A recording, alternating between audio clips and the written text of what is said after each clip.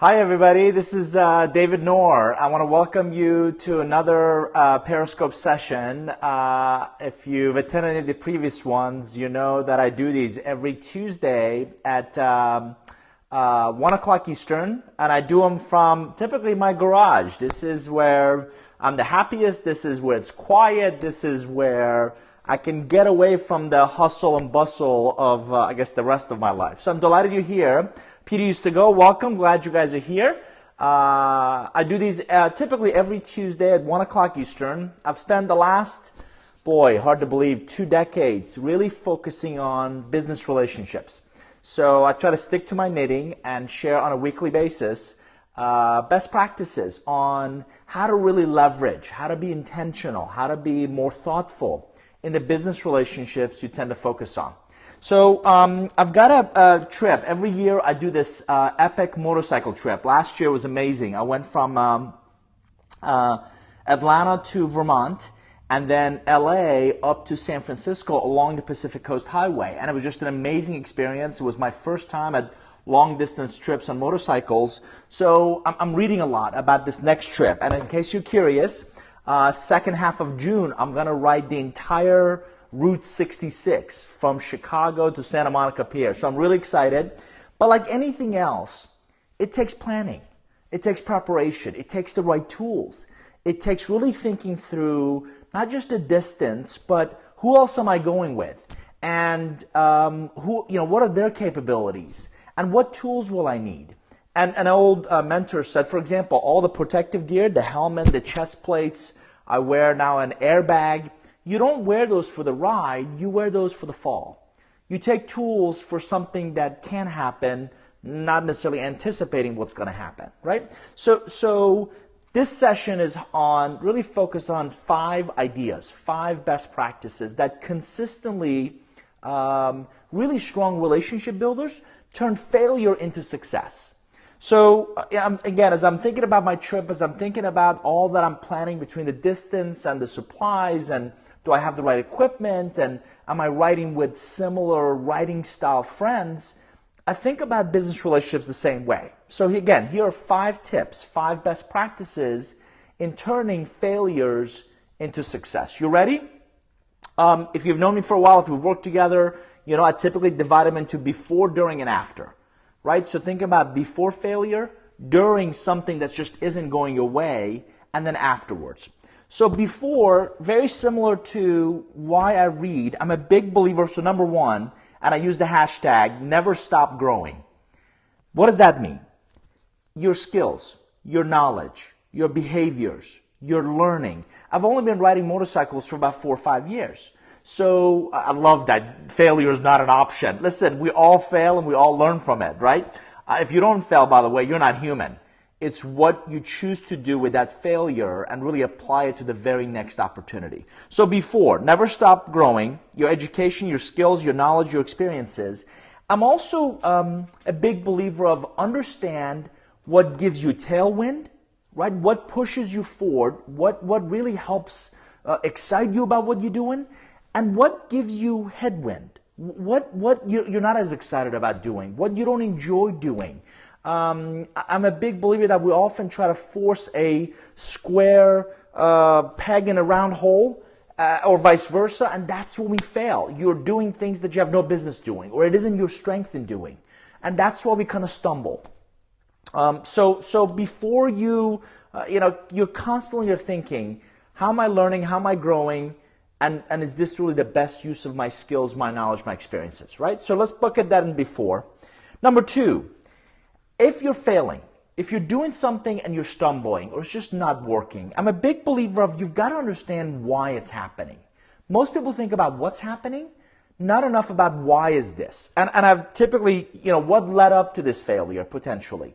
How do I find myself in this position, right? And it's typically in my experience, people, process, or tools. Do we have the right people on this project, on this initiative, on this effort? Do we have a systematic, disciplined process? And I love processes because they're repeatable, they're predictable, right? With ideally a predictable outcome. And then are we using the right tools? Again, I've used it in the example in the garage. You could use the wrench all day long. Sometimes it just takes a can of WD-40 to get that bold undone, right? People, process, tools. And so why is it happening if you're failing, if you're stumbling? The third point is, how can I salvage it? If you're in the middle of something, how can I make the best of this bad situation? A lot of times that attitudes, right? I could say this sucks, or I'm really mad about this, or whatever, or I can really focus on salvaging, really getting the best out of this current situation. You've heard the old adage, make lemonade out of lemons. It's easier said than done, but if you've got the right mindset, even amidst a failure, I'm trying to figure out how do I make the best out of the situation, right? So number one, before, never stop growing, always learn, always figure out how to grow, learn your skills, your knowledge, and really learn different behaviors for different scenarios. And a friend of mine in the military says the more you sweat in peace, the less you bleed in war, right? That's all about preparation. During, understand why it's happening, what led up to it. Number three, how do I salvage the best out of this bad scenario? And then it's really after, and 2 points after. 4, I'm a big believer of postmortem. By that I mean not blame. I don't believe in necessarily assigning blame. That was so-and-so's fault. I do believe in accountability. Success of this project depended on John showing up consistently and delivering his part. Steve had to generate that report for us to really understand where the data is coming from. So I'm a big believer of holding people accountable for their actions, for their efforts, or lack thereof. So it's critical to understand afterwards, in a productive, adult manner, kind of what happened and how do we learn from it. And number 5 is, and I'll talk about some bonus points in a second. And number 5 is really learning and applying what you learned to the very next opportunity. So when I got back from Atlanta to Vermont motorcycle trip, I literally took some time to capture, here's what went well. Here's what didn't go well. My motorcycle didn't have as strong of a windshield, so my head's in the wind the whole time. Or I didn't have a good helmet to be able to get access to drinks, and I was thirsty for an extended period of time. My rain gear wasn't as close or as usable as I needed to. So you have to figure out how to apply those lessons you learned from a failure to the very next opportunity. So again, just to quickly recap. Number 1, before, never stop learning. Always learn your skills and really focus on improving your skills, your knowledge, your behavior. Number 2, during, why is it happening? Why am I failing? Why am I struggling with this? 3, salvaging it. If you're in the middle of it, how do I either stop the bleeding? How do I plug the hole in our boat that's got a hole in it? There's water coming in. How do I salvage it? How do I make the best of the situation I'm in? Number 4, postmortem. Holding people accountable, looking at processes, looking at tools, really figuring out what went and why it went wrong. And 5 is really learning and really applying that learning to the very next opportunity as quickly as possible. You've heard people say if you fall off the horse, fast thing you got to do is get back on it, right? So I've been in 4 motorcycle accidents. Bikes and bodies both heal, but you want to get back on a bike as quickly as possible, not to let that fear linger, right? Falling is part of learning. Falling is, you fail, but if you learn what you did and how you did it, it's amazing what you can learn from that. A couple bonus points. Number 1, apologize. I'm a big believer that if you genuinely, authentically, especially when it comes to relationships, you screw up, if you apologize and you mean it, and it's heard and it's felt, it has a strong healing power. Number 2 is time is an incredible healer. So when it comes to relationships, let's just say it was completely unintentional, but you screwed something up. Give them some distance, give them some time to let that time really heal the friction, whatever the situation was. So apologizing allows you to take the high road. Listen, I'm sorry for what happened. Give us a chance to fix it. Commitment that it won't happen again.